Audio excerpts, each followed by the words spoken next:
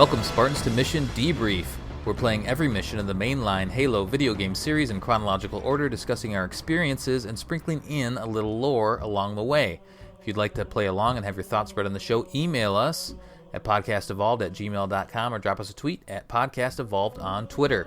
We'll be playing the evacuation mission from Halo 5 on the next episode. If you like what you hear and want to support the show, visit Podcast Evolved on Patreon. This episode, we're debriefing the Meridian Station and Unconfirmed missions from Halo 5. I'm your host, Colin Perkins, alongside David Arnold. Hello, everybody. And Krista Brown. 3, 2, 1, fight! Yeah. Big fight. This is a big fight. There's lots of stuff happening in this episode. It will be fun.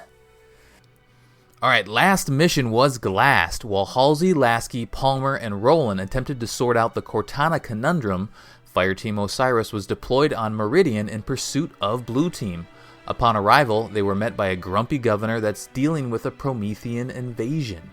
Locke and the gang quickly take up arms and help defend the corporate excavation effort. Aboard gun geese, warthogs, and even a scorpion tank, the Fireteam of trackers quell the attack and head into Meridian Station for a chat with Governor Sloan. This episode, we're covering Meridian Station and Unconfirmed. Sloan is revealed to be an aging AI and remains reluctant to assist in the search for Blue Team. However, Locke sweet-talks him into providing transport to Apogee Station, where John 117 and his team were last seen. Fireteam Osiris follows the trail deep underground, where they encounter heavy Promethean resistance and a warden that claims loyalty to Cortana. The date of the game is October 25th, 2558. Okay, so what we're going to do is we're going to start off with Meridian Station, and we're going to talk about the little... What is this mission? David, what's going on here? What are we doing? It's so bizarre. I remember at the time being like, what is it? Are we getting something more? It kind of felt like... It's like Halo 5... was something else, and then it became Halo 5. And essentially what we have are Hope Worlds. And this isn't the only one in the game. I didn't mind it. I know a lot of people are pretty down on it, but I actually didn't mind it because I liked the idea of non-combat situations in Halo and getting a bit of exploration in. This one probably wasn't amazing. Like, there isn't actually a whole lot to do, and I feel like there probably should have been more. It's very short. You'll kind of go through it. There's just essentially there's a bunch of intel in here. There's some dialogue, loose options. It's kind of go here, talk to this person, go here, talk to that person. Oh, great, now you're finished. Now go here and leave. It's the most boring parts of an RPG. Yeah. It doesn't feel like it belongs with the rest of the game, which is kind of weird. But I do appreciate to try something new. I think that it is probably either something that was left over from something else or something that didn't get fully fleshed out. Yeah. Love the concept, hate the execution. But we're lore people, right? Like, we should love this. It's a chance to just not a walk around. lore thing, though. How much lore did you actually pick up on this mission? Well, you'll cover that in some intel, I think. But, yeah, I mean, the walk around, actually going to the two different people that you need to go to. You hear one line of dialogue, and then they suss out where to go from there. There's like a reveal at the very start, though, right? Yes. Yeah. Yes, there is. That was interesting. Yeah. That was interesting the we'll first talk time about around. that. Yeah. So let's get into it then. So you start out, we've just defended the wall, and now we've cleared all the Forerunners of the Prometheans. Sloan's opened the door. Now we've gone inside, and we still have our guns in our hand, which is a little awkward. Like, there's no... I was thinking about today, is like, why do we never just holster our guns and put them on our backs and walk around with our hands, so we can see our hands instead of our just holstered gun to the side? But that was a decision they made. So we can't do anything. We can't do any more Spartan stuff. We can just walk around. We can run around, though, I think, right? We can still sprint. But no ground pounding or anything like that. Damn it, I wanted to kill the civilians. I'm sure that's what they were worried about. You probably just go around murdering everybody. That's what I did in Skyrim. you can talk to some people here and there, and there's little dialogue options. And so I don't think anything terribly interesting. People are just kind of curious why you're here or grumpy about something. They're very hostile towards you. Yeah. Oh, I do want to talk about the giant ship that's hanging above the Meridian Station. What is that thing? Is it just docked and hanging out? Yeah, probably. Did you guys look into that at all? I forgot to look into that today before the show. But there's a ship that is just right above the settlement that I would imagine they can use for whatever they, whenever they want to get out of there with a bunch of people.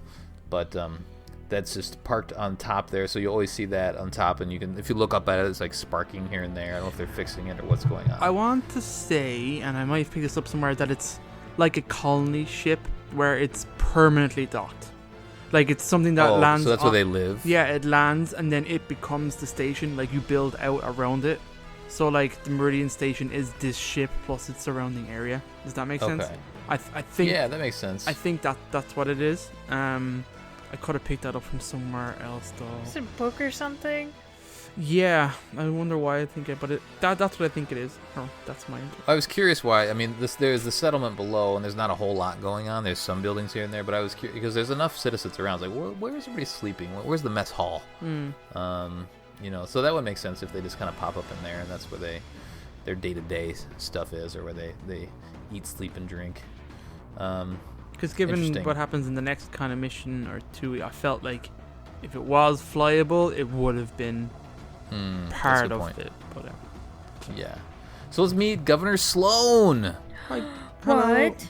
Is he a nice man? He's a kind of a man. He's very big and very blue and very naked. Oh no! We know we have plenty of big blue naked people in here. Oh yeah, we don't need another one. Can he be purple? But he's got some stuff going on. He's not quite right. You can tell once you see him, and I think there's a conversation between Tanaka and maybe Buck or Vale. I'm forgetting which one, but they say something's not quite right. He looks a little off. And they say it's rampancy. So the reveal is that he's an AI. We never actually said that. Yep. Yeah. The reveal is that he is not. No, he's just a giant naked blue person. Yeah. And he has this big podium stand thing that he's addressing everybody, but you don't really interact with him at that point. You just have to kind of go. There's a waypoint. You go and just stand in front of it, and then he disappears, and then you kind of have your awkward conversation about him. And then you do have a conversation with him. You say, "Hey, I'm trying to figure out what's going on." He's like, "Yeah, go ahead, go talk to people. Just do it quick." And so then you get 2 waypoints to go talk to 2 different people. And one of them reveals the location by just one sentence. He talks about that he came from Apogee, I think, is what it was. And they're like, "Hey, wait a minute, I think that's where we're going." And then the other one talks about how in the same location, I think there was, the Forerunners are there. There was like some earthquake or something was going on there. And then the other guy's in the medical bay, and he says. He's talking about how he escaped on a mongoose, and then you interact with him, and he talks about, hey, why don't you go coordinate a little bit better with your UNSC pals, and so that confirms that it was, or as they're thinking about that, it confirms that it was Blue Team and their prowler that they were on. Do you guys wander around that much here? I mean, if you played it once or maybe twice, you've probably done everything. You've gone around and gotten all the intel. So really, you can just do this super duper quick. Just talk to 2 people, go to the next person, or you can just skip it altogether if you're not into it. But I did find it interesting that there are people on top of the buildings that you can have conversations with. Why are they there? I don't know. I think it's just you can clamber and climb up and go talk to them a little bit. But it's fun. I mean, they give you the chance to slow down a little bit with this mission, explore a little bit, is there 8 pieces of intel? Is that right, Krista? Yeah, there's a lot.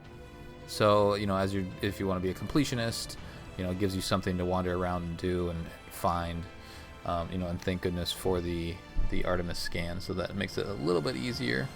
No skull in this mission at all, but wander around. I think enjoy what they've built. They built this cool little area for you to at least wander around. This is Meridian Station, and it's part of the larger Meridian that they've built, and that's kind of the centerpiece of this middle section of the game here.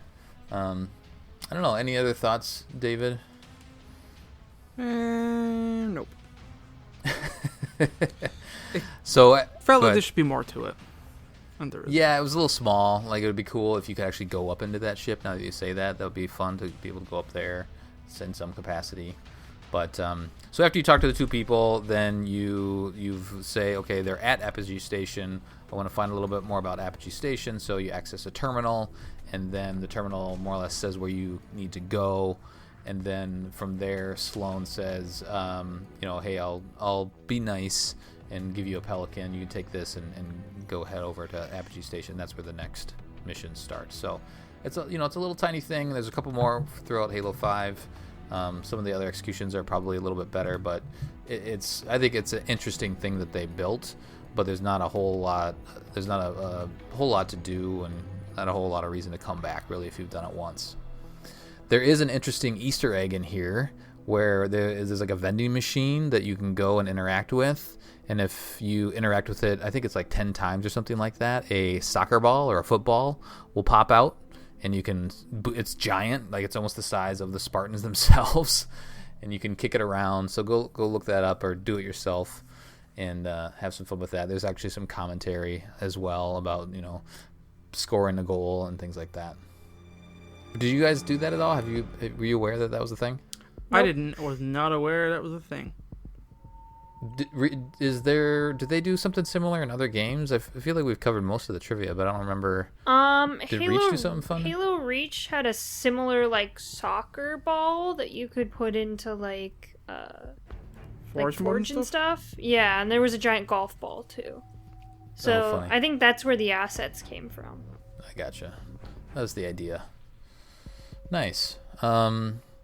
The other thing that I was thinking about when I was going through this, and David, you talked about like maybe this was from something else, and who knows? I think we'll find out more about what the Halo 5 story, and if there are any changes a little bit further down the road. We don't know quite that much about it yet. But do you think this was originally potentially just a cutscene? Like there might have been because you could do everything that they accomplish besides going around and getting the intel. You could have these conversations with the miners or the local settlers here in a cutscene. You could meet Sloan in a quick cutscene, maybe like 3 or 4 minutes, and then be done. I'm wondering if maybe there was like a cutscene created with when the story was a little bit different, but then when it got close to like game time, they couldn't use the cutscene because there were enough changes that they couldn't salvage it. So they, built this city quickly and strew some intel around. I don't know if that's the way it went down. And the only reason I think that is, I think a cutscene is easier to do than to create a level that you interact with, where you have to incorporate a whole bunch of mechanics, just in terms of how the player works and moves around the map. Especially because but that's all built into the engine. Like you can, like you do Forge, and you can build an area with assets that already exist. Like doing a cutscene takes a lot of time and actors and assets and money and all that and time. So just a crazy theory about it. I don't know. Maybe we'll find out more down the road. But I'd almost say throw that out there. Yeah, I almost got the feeling there should be more gameplay around this than there was. Like maybe a whole bunch of stuff got cut from it or never got from finished. From a gameplay standpoint, sure. Yeah, that could be.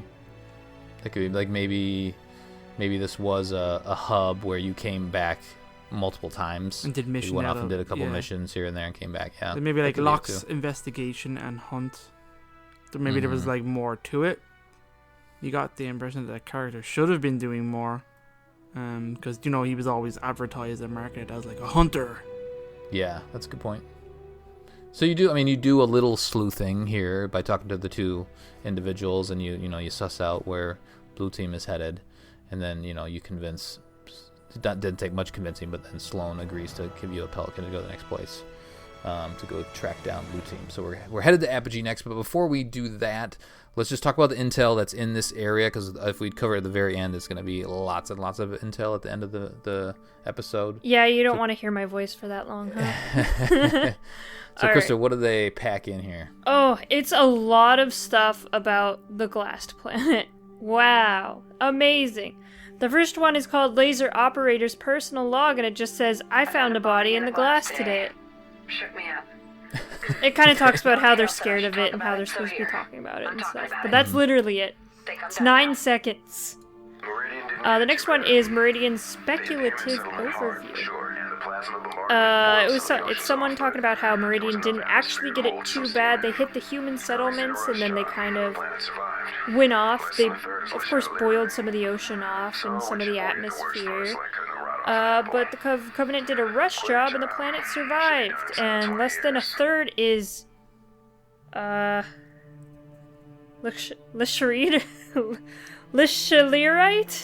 Yep. Lishalerite. Nailed it. which is what happens when you glass the planet, pretty much. It's what the compound is called. The material, the mineral. So they're chipping away at the worst parts, and he says it should be done inside 20 years to get rid of all the glass. Or not all of it, but make it able to settle again. So, just a little ocean boiling, not too bad. Some atmosphere loss. No big deal. No big deal. The next one is Excavation Team Personal Log. So they're talking about how the plasma actually works. So the plasma they use to glass the planet burns so hot. Most of the stuff vaporizes, but sometimes there's a flicker in the beam, and the temp drops just enough so that stuff remains intact, like buildings and stuff like that, bodies, all that fun stuff that they're finding. I found that interesting. Yeah. It's that nice little tidbit of why it's just not a perfect sheen. That it is actually, imperfect, I guess. Yeah, that sometimes there's a glitch. And then he talks about he's finding dogs or something. What gets me through is the dogs just excavated a homestead, and there was a leash leading under the porch, so I'm taking the day off. Oh. So he's finding dogs, and he's getting upset. That's sad. Of the dogs. Aw. Maybe he has I mean, they're kind of person. Well, maybe they're statues now, so now he has a dog cemetery of dog statues. Oh god. I don't know. Yeah. Weird shit's happened. The D-Glass Team Personal Log. Cleared deep the other day, cut through what used to be a forest. They dug through into a natural cave, and they actually found some foliage and some water and some bugs, and they were very happy about that. Good job, guys. You found some bugs. D-Glass Team Incident Report. They're running a top-level D-Glass south of the populated area. They hit some kind of metal that they couldn't cut through. They ran a pulse and got some echoes of a subterranean structure or something. Ooh, so there's some loose soil beneath it, and whatever it is, it shrugged off the plasma bombardment. It's spooky. Settler Personal Log is the high winds when the plasma picks up. It scatters things for miles. Stuff can get thrown into molten soil. And if it doesn't, molten soil. And if it doesn't burn up, it sticks to stuff like amber, like flying amber. Or things get caught in bubbles of ash, like something inside a snow globe. So some things just happen, is what he says. Apparently, finding a single house untouched in a glass field. So, lovely place to live, guys. Great place. Yep.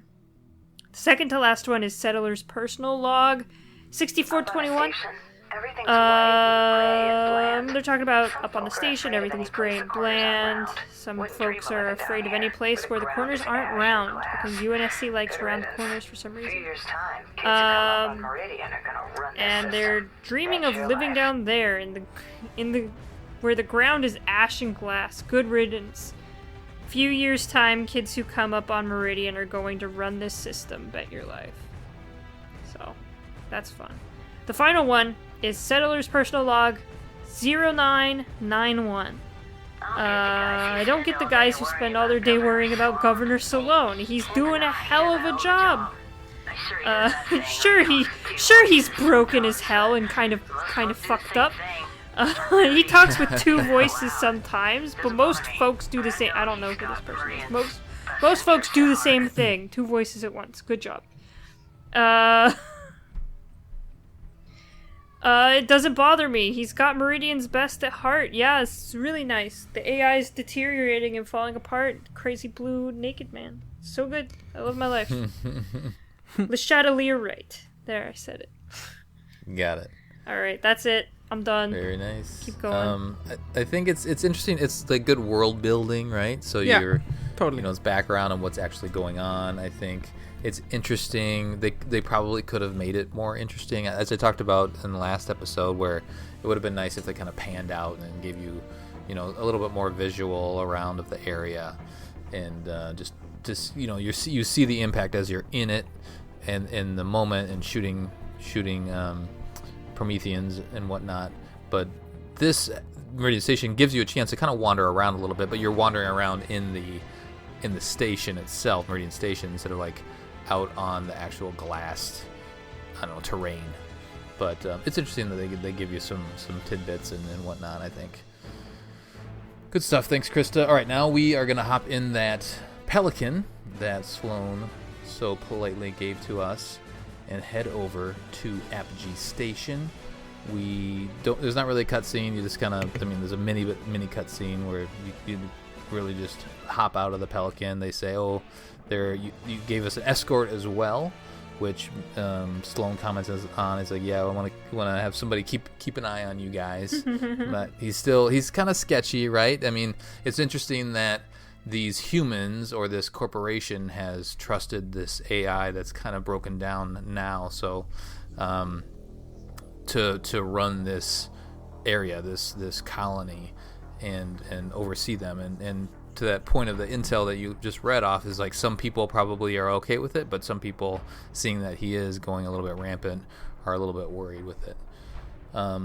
So yeah, this Apogee Station, it says on Halopedia it's just like it's a settlement, but it seems like it's maybe a settlement / mining area, because as you see during the mission, like there's some stuff that we're gonna go down this giant deep hole. Ooh, but what? Sounds nice. Yeah, sounds great. So hop off the Pelican, just explore around, poke around a little bit. There might be some intel to grab in this area as well. But you just kind of head up into this building up ahead of you. There's some miners that are going to join you, and you can interact with them and give them weapons. They have weapons. David, you're usually the guy that leverages your Marines and your buddies. Did you leverage these guys at all? No, I don't think they do a whole lot, to be honest. But no, I never gave them anything. I kind of just moved through this mission pretty quick, actually. I was actually shocked at how short this was.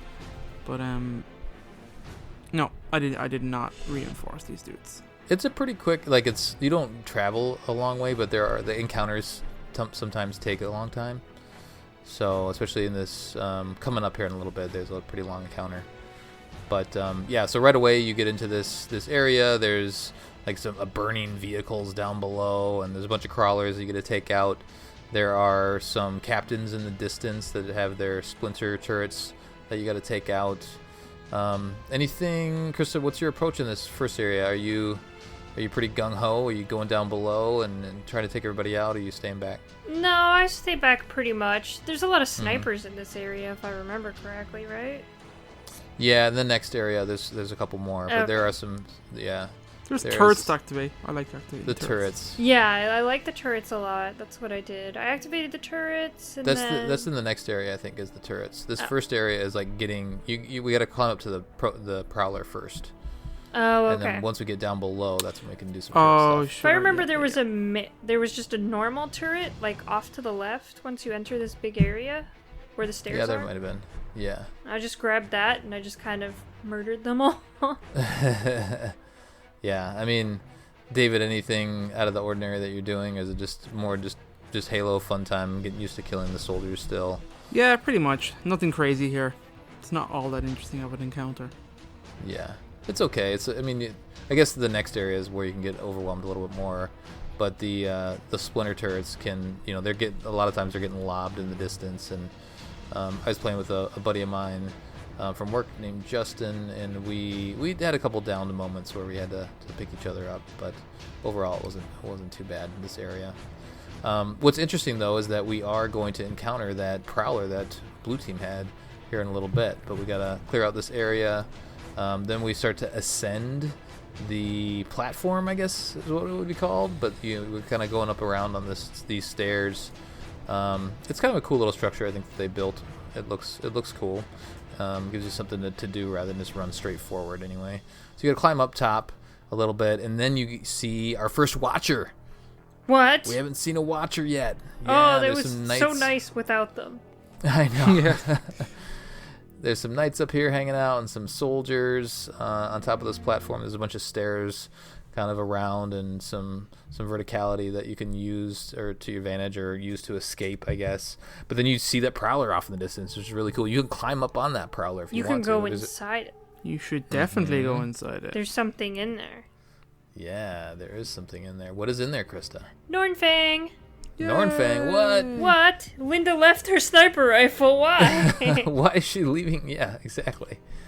It's got a cool paint application to it. But is it more powerful than the other snipers, or is it just kind of a regular sniper with a paint job? So in multiplayer, in multiplayer, it definitely is. In Yeah. the campaign, I don't think there's any difference. It doesn't pick up ammo from sniper rifles, but I don't think it. Oh, it doesn't. It doesn't. No, you only get what you get in the clip when you pick it up. And I didn't notice any strength or any functionality difference between this one and a regular one. yeah, in the multiplayer one, it gives you damage boost and it has explosive bullets. Ooh, nice. Yeah, it's really nice. This one does not. This one is kind of just a skin, it looks like. Mm-hmm. It's hard to even tell if it does any more damage as well. So Yeah, it probably doesn't do a ton. it's just kind of cool. How did you feel about the Watchers now that we're finally seeing them again? Were they as annoying as they were in Halo 4, or Do they revive at all? Like, do they revive Promethean Knights at all in this one? I don't think they do. I think they were. Yeah, I think in my game They they did a little heal bit. They definitely them. did the shield. Yeah. They A lot of heal shielding. them, but they don't revive them once you Do they kill them. heal them? Maybe. Yeah, they heal them. So like if you shoot off like part of its little like back thing, it can heal them and put it back on. Oh, okay. There you go. I So no think that's reviving, their which is thing. good. They updated them a little bit, which is nice. They look the same, but yeah, it's nice that they don't. They were just so overwhelming and annoying in Halo 4. They overdid it, but now that they have the soldiers, they don't have to rely on them as much, which is nice.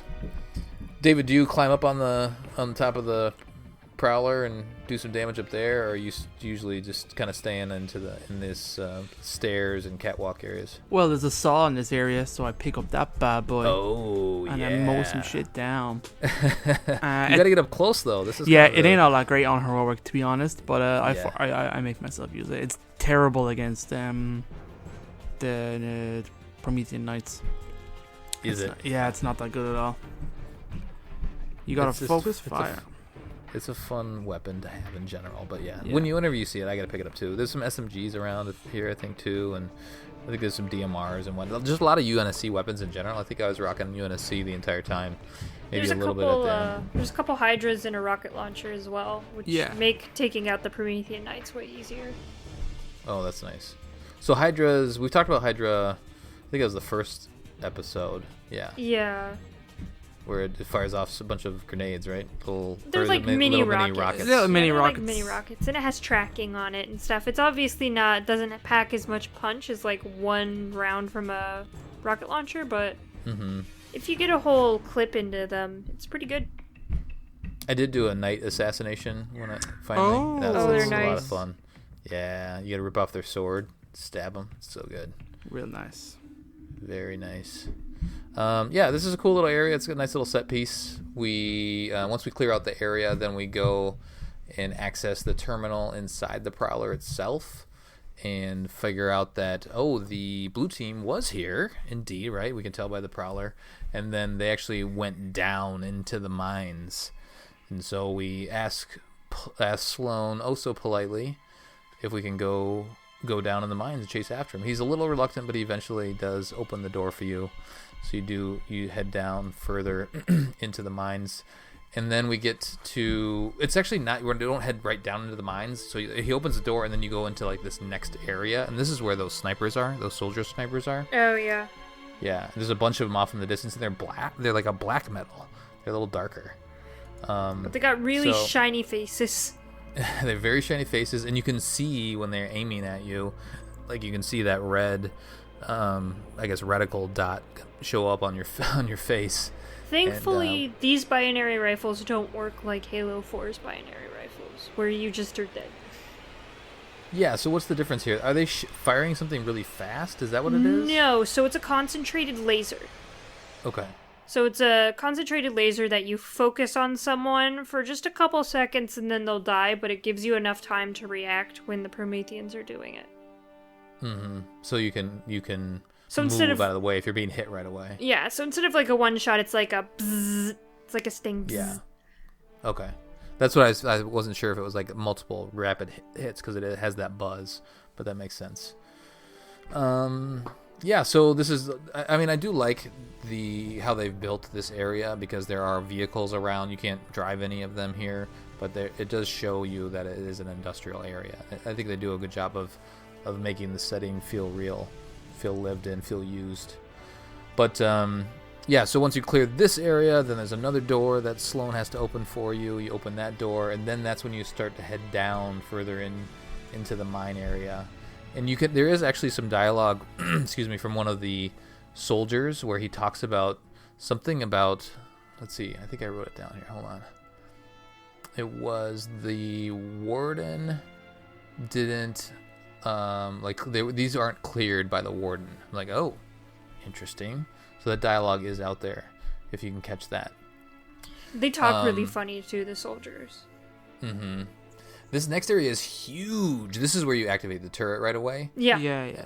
And it's this big, giant room, and it's just kind of mining. It's a mining setting, and there's pipes all over, and just all this construction equipment, whatnot. Is giant. It's more or less you just have to get to the end of it, but there's a lot of Prometheans in between you and the end. Is it possible to skip this? I feel like there's like some pipes on the side where maybe you can jump over. No, and skip the whole area. No, it doesn't bring you far enough. Okay. Going up the pipes is where you get a bunch of power weapons and stuff, but like you can't skip the whole thing. Well, you could run past it. I've never done it. There's a lot of enemies there. On easy, you could probably run past all of this, but yeah, anything more you kind of have to take out because there's just a crazy amount of like crawlers and stuff. There's so many. Yeah, it's easy to get overwhelmed here. When I was playing with my buddy Justin, like we hopped down right away, and we just got, one, if it was just one of us, just got easily overwhelmed, and then the other person would try to go revive the other person, and then they would die right away. So you really have to kind of stand up top on this kind of, I don't know, overlook. It's almost like a sniper overlook right away, and then clear out a bunch of the crawlers and the soldiers. Some of them will kind of come up and chase after you, but it's usually not in a big horde, so they thin themselves out as they're doing that. But yeah, I would definitely say in my strategy, especially on heroic or higher, is you gotta thin the herd from up high before you start to proceed. David, is that your approach as well, or do you do anything different? Pretty much the same. There's a bunch of Hydra sniper rifles and some saws around the place, DMR kicking around. You really there is a gun goose. I have. Yeah, what's that doing down there? I don't know. It's weird. It's a trap anyway, so you get in that gun You're goose, you're stuck dying. on that thing, yeah. Yeah. You do. Yeah, I mean, you have to take your time in this area. You really do to get through it on the higher difficulties. Otherwise, you're just gonna have a bad time. If you rush through it, it's gonna take way longer. There is a bunch of exploding tanks or barrels. I don't really ever use those. Krista, do you use those at all to blow up the enemies? The splinter turrets, yeah, all the time. No, there's like barrels. Oh, the barrels. Like red, hell yeah. flammable barrels. So do you use those? The barrels are weird because they're kind of laggy. Oh. Like, you'll shoot a barrel and then, like, maybe 2 seconds later it'll explode. Oh, interesting. They were being a little weird for me because they'd also respawn as well. The barrels like, respawn? Yeah, Nice. I was like, what is going on? It was weird. Oh, weird. So Titty strike. There's a big giant vehicle in the middle, and I really wanted to drive it, but you can't. It's Nope. got these huge wheels. It looks like a lot of fun. But no, you cannot drive that. But you can hide behind it. Hide behind the wheels if you want. What else is going on in this room, too? Because there's, like, lava spilling down into the area.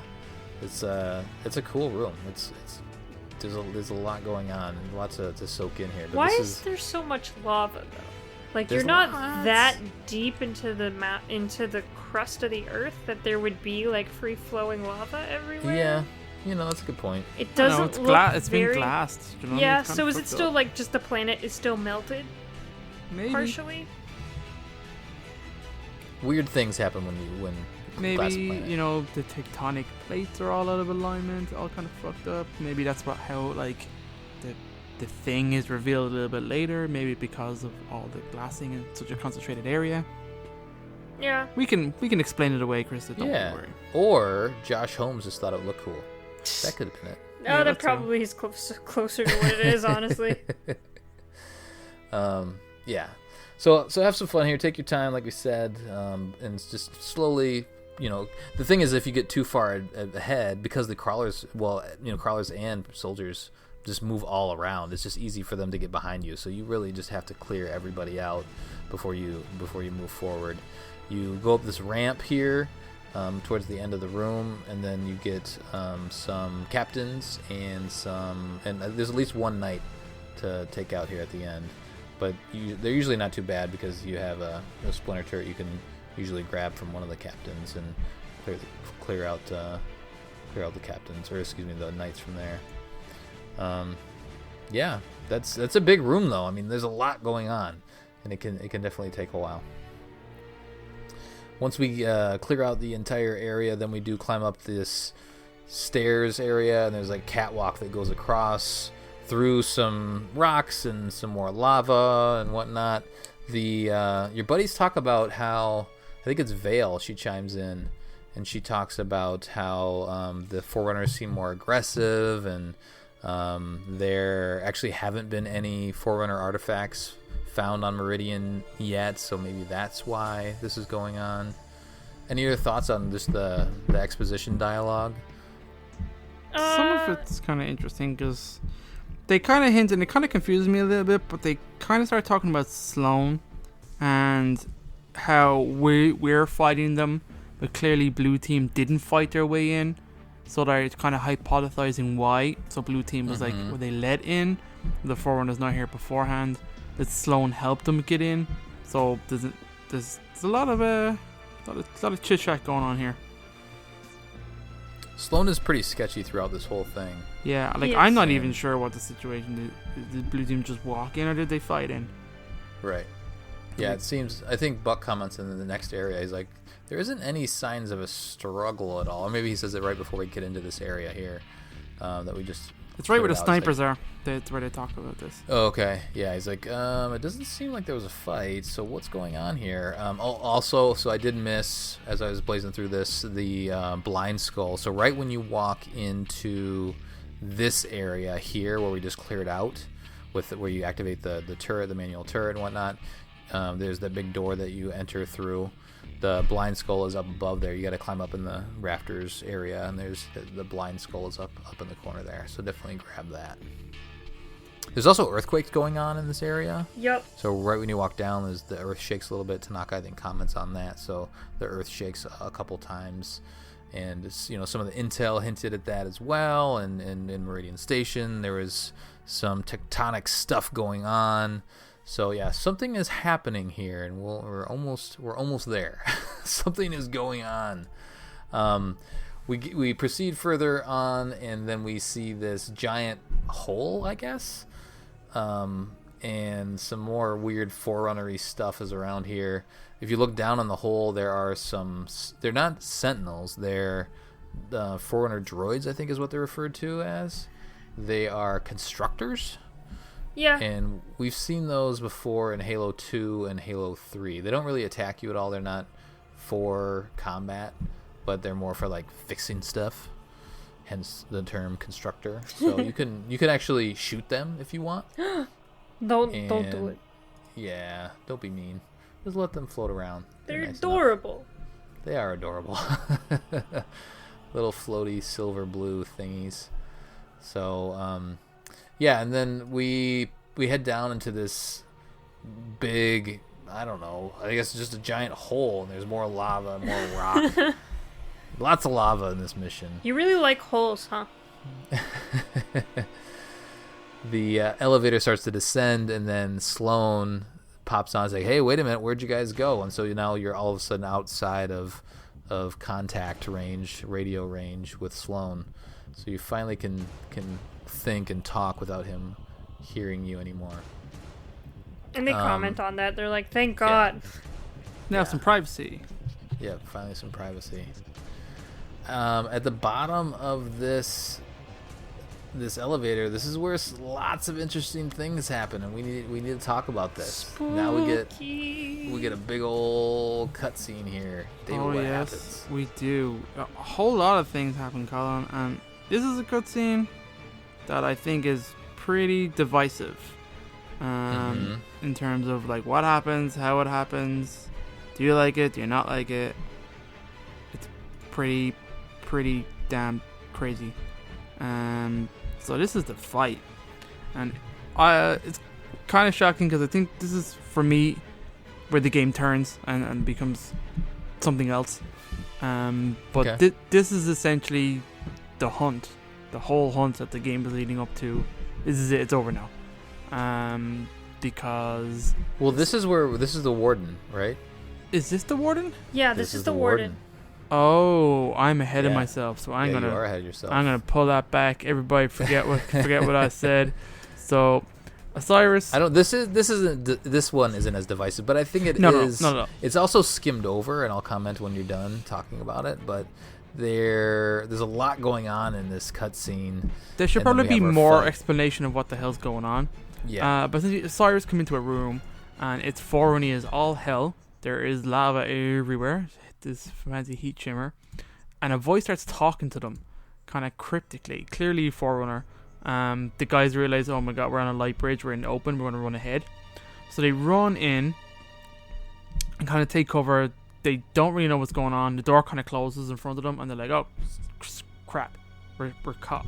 And then, if you've got subtitles on, it tells you, "Warden, your presence in the Guardian's shelter is undesirable." So something is speaking, and it's called the Warden, which is pretty cool. So the screen kind of pans up and shows all these little, I guess, pods activating and turning on.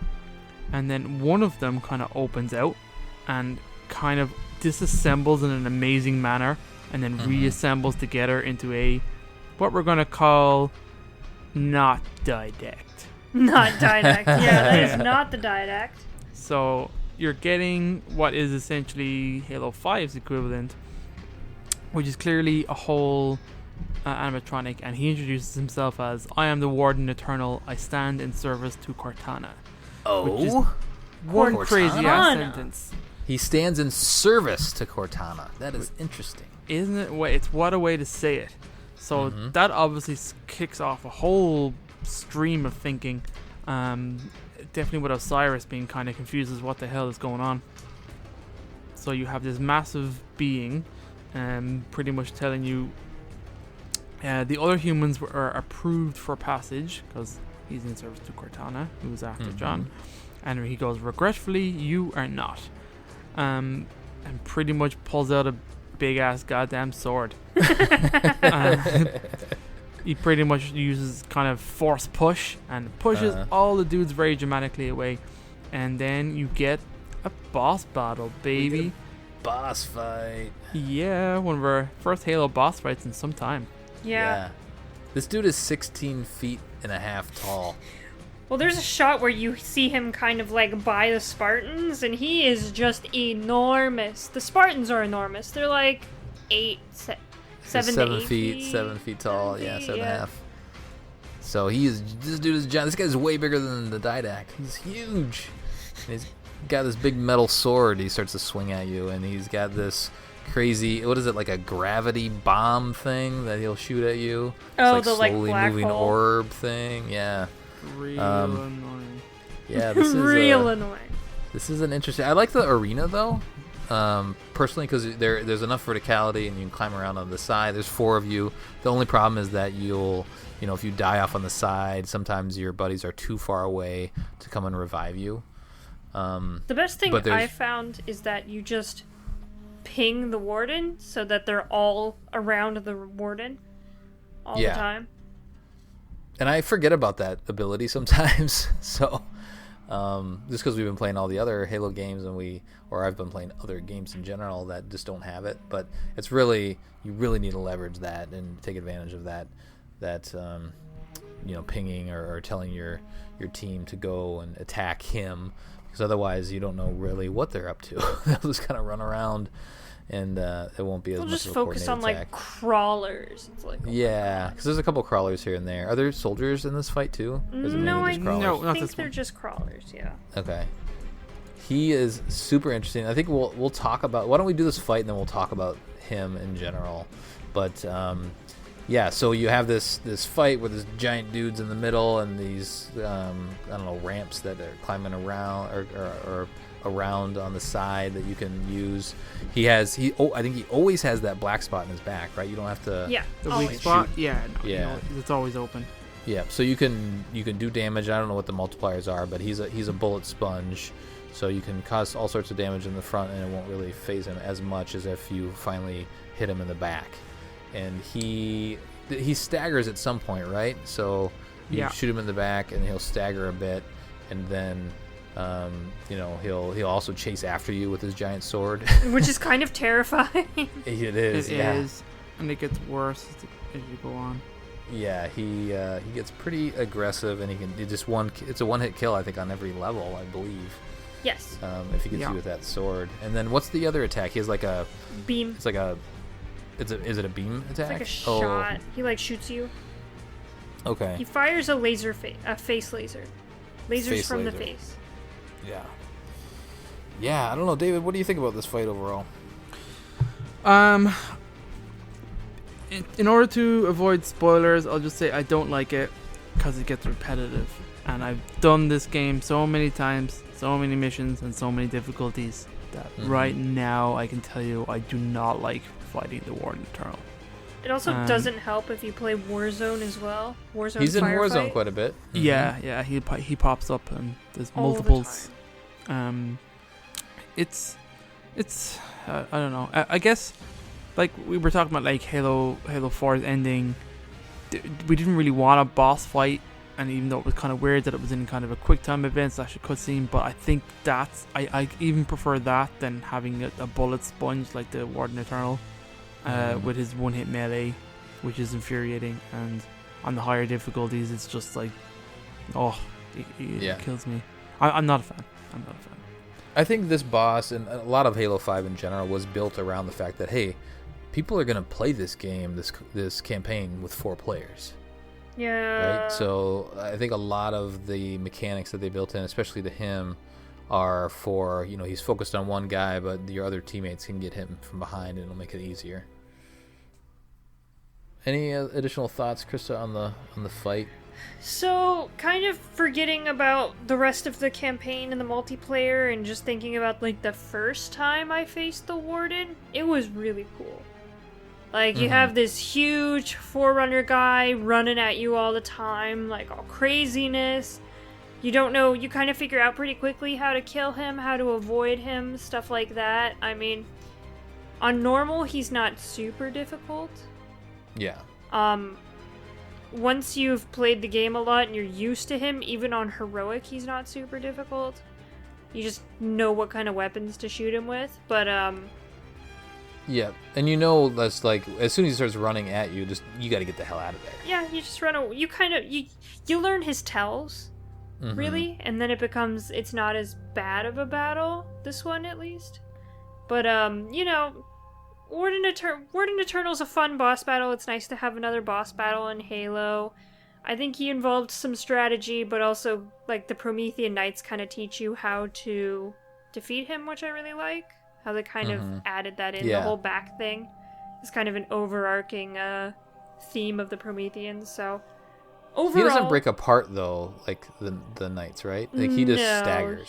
He staggers, and then he gets, like, when he dies, he gets sucked into a black hole and goes poof. His death mechanic is pretty cool. His animation, is pretty cool. I'll give you that. Yeah, like him kind of getting sucked into it. And there's not really an explanation for the black hole or anything like that, so don't ask. No. I'm gonna imagine, since it's, well, spoiler, it's some kind of slip space something. I'm gonna say it's a slip space bubble thing. Yeah. Yes. I think it is. It's not a black hole, it's a slip space thing, yeah. Because he's being powered by something. Yeah. There just a couple of other additions to the fight. There are weapons strewn about. There is an incineration cannon kind of in the top, in the middle. Yeah. That thing comes in Those handy. top platforms are where you get all your good weapons. Yeah, but you have to do some clever jumping to get up there. It's interesting. I like you remembering the first time I played. I was like, whoa, this is cool. I'm into this. But I also do feel like it was a little unsatisfying when I did take him down. Like, it was challenging, and then I remember it taking quite a few times to take him down. But then for some reason, after I did, I was like, okay, that's it. Okay, all right, now let's go. I don't know. It felt a little weird once I did take him down. It was obviously a good feeling when he kind of gets sucked in, but I think it's probably because of how this game pans out. Like, defeating the Warden the first time never feels like a ending, or like a big, how a big boss battle ends. There's not that payoff at the end, and you kind of you'll understand that more as we play the game. Yeah, he just kind of goes away, right? So let's talk about the Warden here in a second. Well, I guess let's talk about him now. So you enter the room, and you see all these pods around. There's more. The Warden is more complicated than you think, and it's not clear right away what's going on. But those, you see kind of those faces. There's hints on what it is, but the Warden will. This isn't the first time we'll see the Warden. He goes into a slip space portal when he dies. But anything else to add to the interesting thing about him, and we can talk a little bit about this, is he mentioned he stands in service to Cortana. There is a comic in Tales from Slip Space that talks about that specifically. Yes. Definitely worth a read. Very visually interesting. Frank O'Connor did the writing. I don't know if he art directed it either. He didn't. I don't think he's not an artist, but maybe he came up with the concept. I don't know. But so definitely give that a read. It's called is it Dominion Splinter? Yeah, I believe. Yep. So give that a read, and it talks about Tales from Slip Space. Mm-hmm. It talks about how Cortana essentially kind of outsmarts him. It bridges Halo 4 Cortana to Halo 5 Cortana.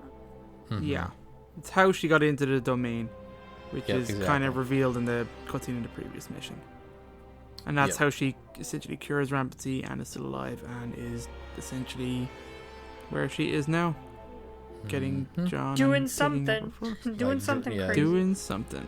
Yeah, apparently talking to this guy and making it so. Hanging out with the Warden. Yeah. So there's not actually a lot of backstory to the Warden, surprisingly.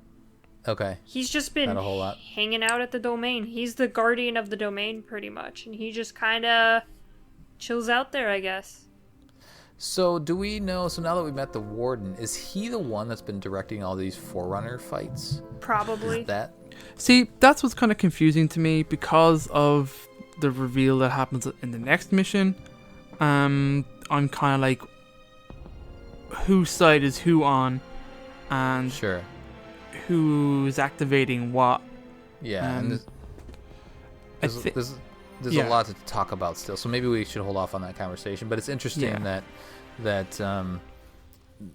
I guess in this moment now, thinking about it as I'm playing, as I've encountered this, like it would make sense because blue team was essentially let through down into this next area, in this cutscene that we'll talk about a little bit. It would make sense that the warden is the one that has been controlling the soldiers and the crawler, like all the Prometheans up to this point, because they're doing their best to stop you from getting to John here in a little bit, right? And that, in my mind now, talking through that, it makes sense that he's the one that's in charge, and especially that he's the one that stands in service of Cortana. That makes sense.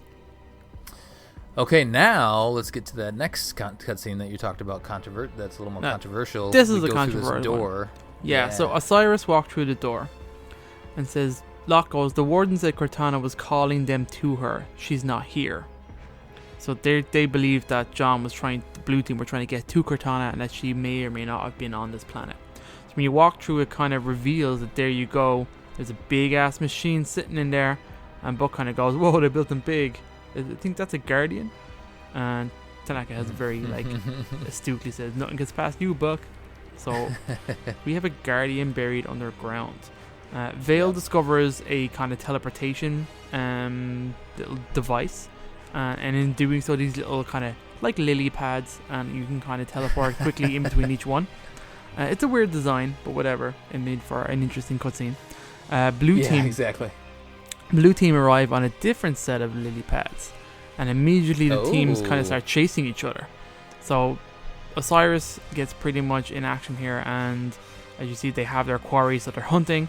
Here they are running. It's pretty kind of cool. They're just kind of bouncing through all these kind of teleportation devices.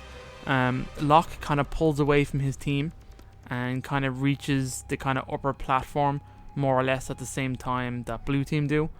John is a little bit kind of lagging behind. This is the big moment now. This is the encounter of these two Spartan teams.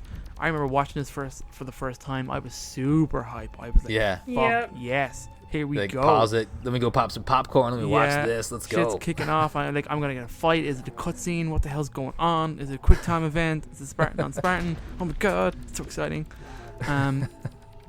So Locke just essentially wusses out here a little bit. So blue team pretty much ignore him. They kind of just stop right before the last teleporter. They just stare at Locke. Locke's got his BR drawn. He got his BR drawn, and he's just shouting at the state they are, stand down. I get pretty much the impression the blue team are just completely unimpressed. As they should be, which is pretty awesome. John kind of just strolls on in, gives a quick look to blue team, and gives them the nod, and they just teleport out. They walk out. They just no leave. bother to them. They just leave. Locke is, to be fair, he is quite respectful in his request. He is like, you're absent without leave. This is your chance to come. This is your one chance to come home peacefully. John has no intentions of going home. He knows exactly what he's doing. Well, I say he knows exactly what he's doing. He is really pretty much making decisions off his gut. Cortana is the carrot on the end of the stick for him, so he's just chasing. But he has no interest in following orders. He's doing his own thing right now. Blue team go through the teleporter. Locke does nothing. Master Chief pretty much just says, I have the job to do, and just gives him the cold shoulder and makes his way towards. Locke steps up and pretty much says, that's not your job. He said, Cortana is our concern now, sir. Cortana, and then that is, the wrong thing to say. Yep. John ain't having that. He's pretty much... He's just a bad word. Oh, he goes like hell she is. And he just lashes out, knocks the BR, smacks... Oh, I can't really go through this fight, but it's kind of boxing at the start. They're kind of throwing punches. They're a little bit dodgy. They have Locke goes to punch him and John just catches his fist, and I'm just like, yes, it's so good. He just kind of pushes it away, and then he kind of judo chops him, and Locke just kind of rolls away. Locke then gets up, has the kind of upper hand, kind of knees Chief in the face. There's a bunch of kicks. They're kind of slow. It's not like... It's a very slow fight. Yeah. It doesn't feel... It feels more like a fight you would watch on a boxing channel or something. Yeah.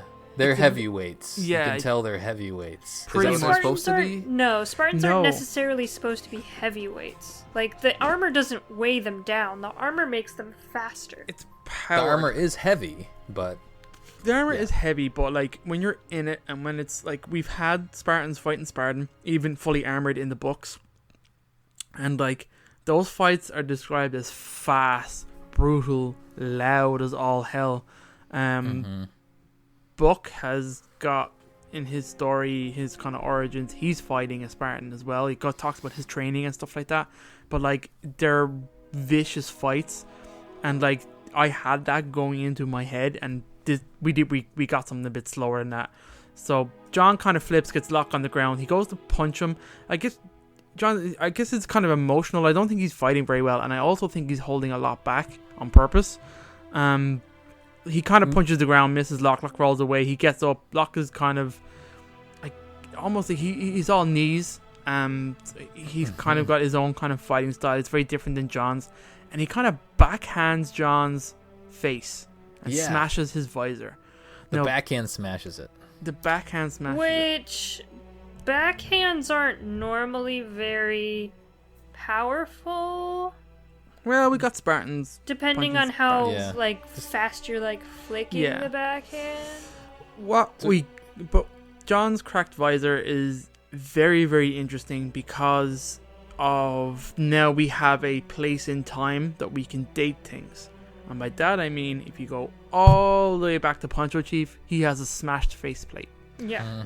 Which I'm still convinced that what we saw there will come in to Infinite somewhere, because but in we have Infinite, John his visor's work fixed, and right, it's not in the first same cutscene. helmet. So maybe they'll pick this up, maybe they won't. But It was John all was a dream. John It was a dream, facing guys. down a guardian with Cortana's keychain in front of him. I feel like that's non-canonical at this point. Probably isn't. But they could easily tie it in with John searching by himself for whatever in the end of Halo 5. We can talk about it when we get there. But anyway, John's cracked visor is cool. And it's So also, meanwhile, all this is going on. Osiris is just watching this. oh Yeah. hell yeah, they are not getting involved, and we know how Buck feels about it. Tanaka and Vale never really weigh in on their mission. They never comment on it at all, which is a bit disappointing. You think you'd have that team kind of fleshed out, a little bit more gelled together. Some dialogue would have been nice about like what they were doing and the gravity of it. But like we said, that was a good point. There isn't really anything there. This is a turning point in the fight where John is no longer holding back. You can see it. His slow rise and his turn back to Locke is kind of like, you're fucked now, son. Do you know what I mean? This is it. Like, Locke slowly reveals his armor restraint. John doesn't give a shit because he is badass. The music kind of changed here. The music is awesome for this fight, so that it gets way more dramatic now. Locke just tries to armor restrain Chief. Chief just kind of like maneuvers his way around, holds his arm. There's a lot of knees kicks, a lot of struggling. It's not really a fight now, it's kind of a struggle. John just headbutts Locke, smacks the armor restraint right on him in a very smooth motion as Locke tries and pulls his gun. So Locke ends up locked down with his pistol on Chief. Chief just slowly backs up and walks away as the kind of cavern starts caving in. And then John just picks up his gun, puts it on his back, and slowly walks into the teleporter. Peace is out. Then all the kind of lily pads start moving and congealing away. Tanaka runs up and unlocks Locke's armor. Locke is kind of pissed off, and then Osiris gotta get the fuck out because shit's falling down. This is kind of cool. I do like their escape. Buck kind of realizes that their pads are falling down first, but maybe we can get out the same way that Blue Team got in. So then they have this cool what's the word I'm looking for? Parkour kind of run through all the kind of the pads, and like one of their platform kind of turns on the side and you see all the team activating their boosters and kind of wall running, which is really, really cool. They're like stabilizers and pushing them into the wall so they can still run. It's pretty badass. So meanwhile, the Guardian is rising. The Guardian up. is activating up. Its eyes are glowing and its teeth. Oh, yeah. Why does it have teeth? But it's got teeth. Because it has to guard you. Buck kind of falls behind and ends up kind of falling and catching on with one arm, and he's just like, oh hell. And then as the lily pad is falling, Locke comes back through, pulls him up and gets back in. It was pretty cool. It was a dramatic moment. I kind of liked it. And then you just see kind of the Guardian assemble and slowly start to rise as we fade to black. Mm-hmm. Yeah. And I think the next part is part of the next mission, so I won't go any further than that. Yep. It feels like they could have continued this mission. We're going to stop it here and we'll do all our other stuff. But, if we were playing Halo 4, they probably would have just continued it on. Yeah. This big, long, giant mission. But we had so many discussions about this fight scene in our Facebook group over the years and stuff like that. And people have come down on different sides of it and how it's not truly representative, but I think there's probably things happening that kind of influenced the fight in terms of maybe Locke wasn't wholly committed to what he was doing. Same with John, he was probably holding back. He's obviously very emotional. It's a weird situation. John doesn't know Locke, right? No. He doesn't know him at all. No, I don't think so. Does he even know? Yeah, I don't think he knows him Buck. at all. No. I don't know if there's any if they ever have an encounter, or maybe he knows of him, but that's about it. Like he sees another Spartan that's trying to take him in, but I think to him he's just like, who's this guy? Like, no, I'm not coming in. Yeah, very much so. And I think Locke is like, he's branded as Oni. It's on his armor. So like, I don't think John would be overly impressed or even interested in entertaining him. Yeah. Also because John knows he's AWOL. He knows. Do you know what I mean? He's going after Cortana. That's true. Yeah. Yeah, because they already ordered him back, and he said negative infinity. And he's going to know what they're doing, so he knows their response is going to be to send people after him. Anyway. Chris, what are your thoughts on this? I don't know. Some parts I really like about the fight, and some parts I don't. I just thought the fighting style itself just didn't feel right for Spartans. Mm-hmm. Sure. If you're in a fight like that, the dumbest fighting stance you can take is the head-on fighting stance. Like, facing them, right. Facing them. They have your whole body to hit you in, and I feel like Spartans are a little smarter than that, especially with like the hooks and stuff. Like, a hook is not a very powerful punch. Mm-hmm. You wanna keep your fist kind of back. You wanna keep it towards your side and go from there. You wanna like snap it.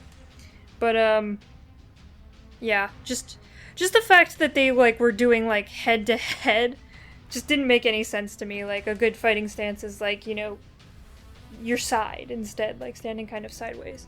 Sure. So it just like that itself just didn't make much sense to me, because these Spartans are obviously trained a lot in hand-to-hand combat. I mean, like, one of the first things that John actually does once he gets the augmentations is he fights a ODST hand-to-hand and just annihilates him.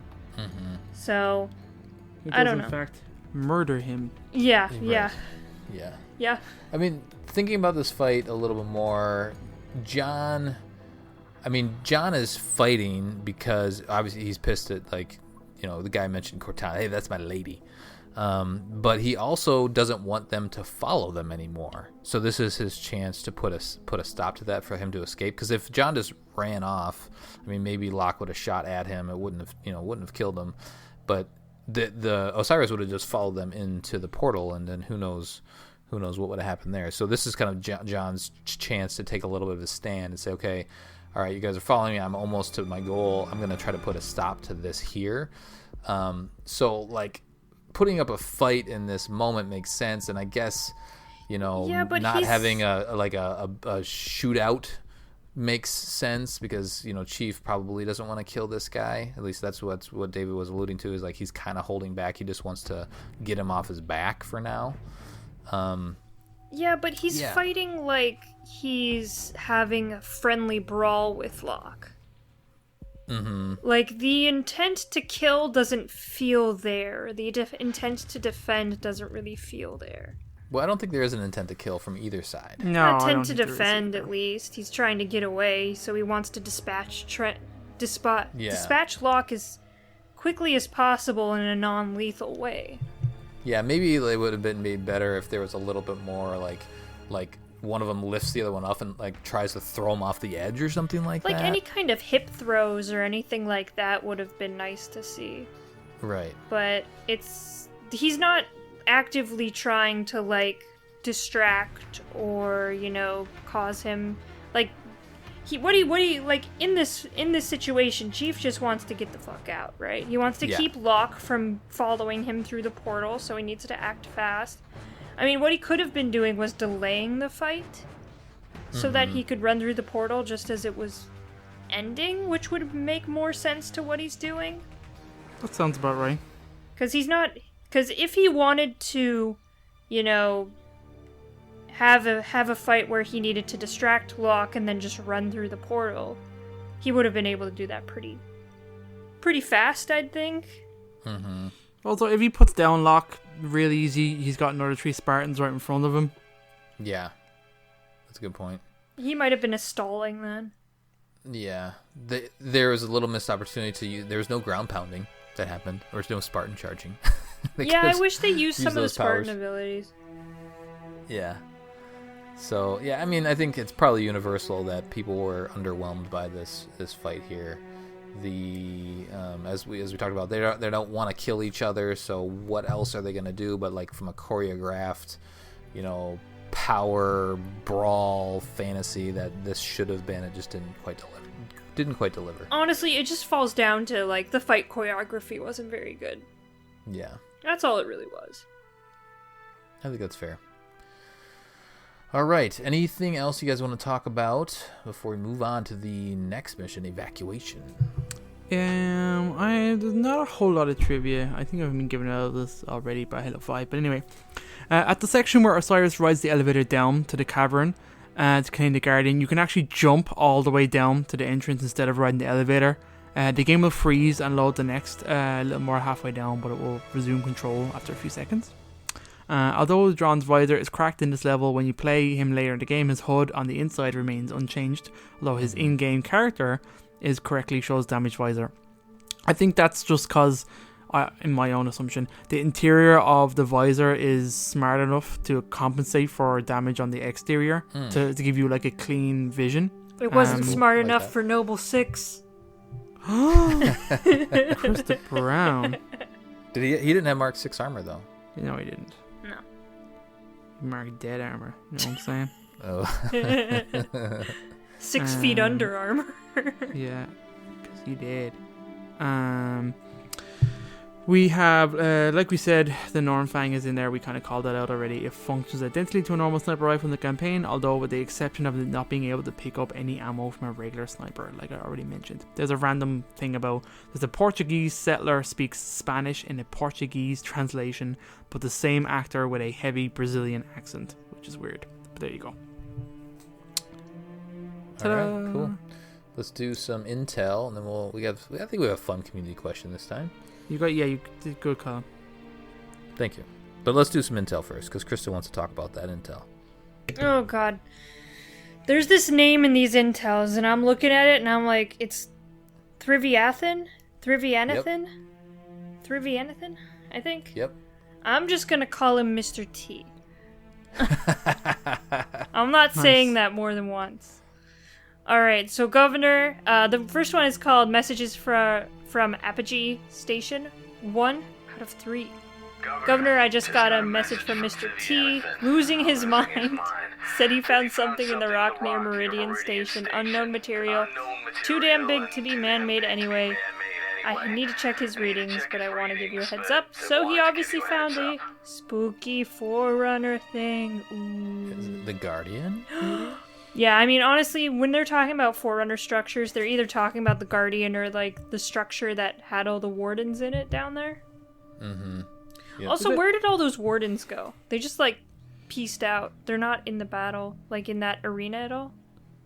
Oh, yeah, interesting. Maybe they slip-spaced away. They did. They were scared. They're like, lol. See you later, losers. The second one is message from Apogee Station 2 out of 3. Governor Mr. T talked me into letting him take a crew to see what was under the rock. He found, well, metal. So, pretty good. Not slag, nothing I know. I'll send you some samples shortly. The next one is message from Apogee Station 3 out of 3. Hey, Mr. T. Solon's saying to force it open. See what's behind that door. He figures that Liang Dortmund might pay us a bonus if we find something good. I'm pretty sure they just let out all the Prometheans and made them angry. Yeah. That's what it sounds like. You don't mess with Forerunner artifacts. It's pretty bad. The next one is History of Meridian, Part 3 out of 6. Despite the early success of the Prospector Party, the Stuart gained control of Meridian after a lengthy campaign known as the Free Patriot Movement. The Colonial Administration Authority eventually recognized that the Stuarts, recognizing the Stuarts ending the years of strife. So it was some kind of civil war, it looks like, on Meridian. So, interesting. The next one is History... It says History of Meridian 4 out of 6, but the first thing it says is Free Frontier Education presents the History of Meridian Part 7. So... Yeah. So it just talks about how military production has served the colony's primary source of revenue, and the contract for the Scorpion MBT ensured Meridian's bright future. The Scorpion MBT was an early version of the Scorpion we all know and love. Yay, So that was Scorpion. produced here on Meridian, the Scorpion. Oh, neat. Yeah, it's pretty neat. It's pretty nice. Cool. The next two are Drill Operator's Personal Log 1 out of 2 and 2 out of 2.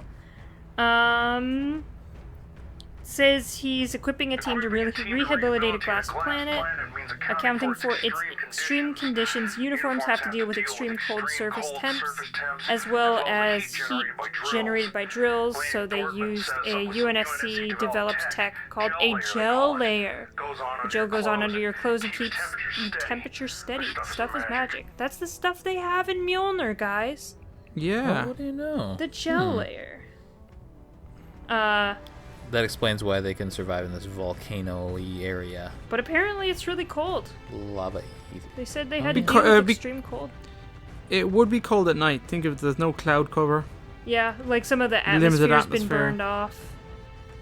Stuff like Weather's that. all kind of fucked up. The Probably next... hot underground and cold on the surface. Yeah, that must be it. So the next one is the same guy. Should have listened to my brother when he said taking the job was a bad idea. The air is full of tiny glass particles. Rip your lungs to shreds if you breathe enough of it. Between the masks and their air filters on every building, I haven't had a breath of unfiltered air in 3 years. Near the same as living on a space station. Why are people on this planet? Money. I'm just gonna go out and enjoy some fresh air, and then your lungs just die from glass. Oh, that's ridiculous. You ever Imagine that. get cut by glass? Imagine that in your lungs. Not nice. I don't think I'd like that. No. Nope. No. Nope. Pass. It's like razor hail from Gears of War. Why are people living on that planet too? I play those games and I wonder. But anyway. So fun stuff happening here on Meridian. It's a real happy place. People are enjoying their lives. So is that it? Yeah, that's You it. done? Real fun time Cool. here. That's Nice, it. Thank you. Lots of world building, as we said. Yeah. Of how I shitty think- this place is.